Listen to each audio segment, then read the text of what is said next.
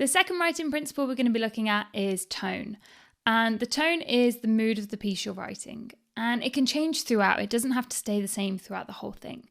So you can start off quite dark and urgent, and then move to something hopeful or inspiring, and then end on a humorous or encouraging tone. The point is that it's fluid throughout. It doesn't have to be one set tone throughout the whole piece. There are two tones in particular that are really useful for us content writers, and that is a polarizing tone and a neutral tone. A polarizing tone is when you're taking a firm stance on something, and your opinion will excite those who agree with you and anger those who disagree.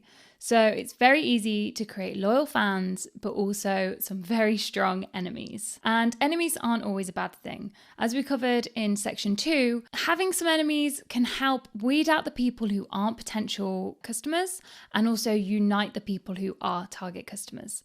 So, for example, one of my popular posts that gets a lot of attention is one about SeaWorld and how cool it is to the orcas there. And it gets a real love-hate response. And this doesn't bother me when it gets a real hateful response and people are disgusted by it because they love SeaWorld so much. That's fine. The people who love SeaWorld, despite its cruelty, are never going to be interested in responsible travel. They are never going to book with me. If I annoy them, that's not a problem. The great thing about it is that everyone who already knew about SeaWorld or maybe didn't know all the details but knew they were a bit bad is like, oh my God, yes, I've been looking for something like this, and they're so grateful and they're so happy. And everybody loves it when you find something on the internet that's just reflecting your own beliefs back at you. If you want your polarizing piece to be successful, there are a couple of ground rules to stick to. First one is make sure that the morals or the opinion or the topic or whatever is in line with your blog or company's corporate values. So, silly example, I personally don't like cats. I don't see the point in them. If you could have a dog, then just have a dog. Why would you have a cat? Doesn't make any sense. However, my audience and my blog doesn't line up with that. They're animal lovers. Most of them probably love cats. If I write a really passionate blog about how much I hate cats, and it's not tongue-in-cheek, it's just serious, they're going to feel ostracized, they're going to feel cut off, and there's no point, there's nothing to be gained from it. So if you have strong personal opinions, that's fine. Maybe start a blog somewhere else, just keep them away from where they're not relevant. Secondly is make sure that it's a genuine opinion.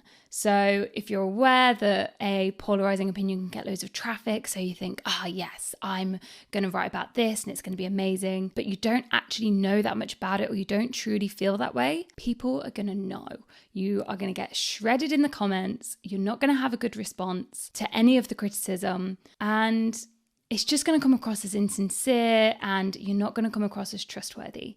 If you would like to write an opinion piece, but you don't actually have an opinion, keep researching. And if after all the research in the world, you still don't have an opinion, then just write a neutral piece. Not every piece has to be polarizing. Speaking of a neutral piece, a neutral tone is one that doesn't take an extreme point of view. You can still be passionate and you can still be excited about it, but it's never going to get quite the excitement or the hype as a polarizing tone. And that's okay, there's nothing wrong with that. The tone you use will vary on your personality, the topic, and if you're writing for a company or for yourself or 100 different reasons. All that matters is that you know which one you're going for and then you stick to it. So a very quick recap. Tone is the mood of the piece you're writing. It can change throughout the piece. A polarizing tone will make you fans and enemies. A neutral tone won't be as exciting. What's important here is that you make sure that the tone is suitable for the topic you're writing about.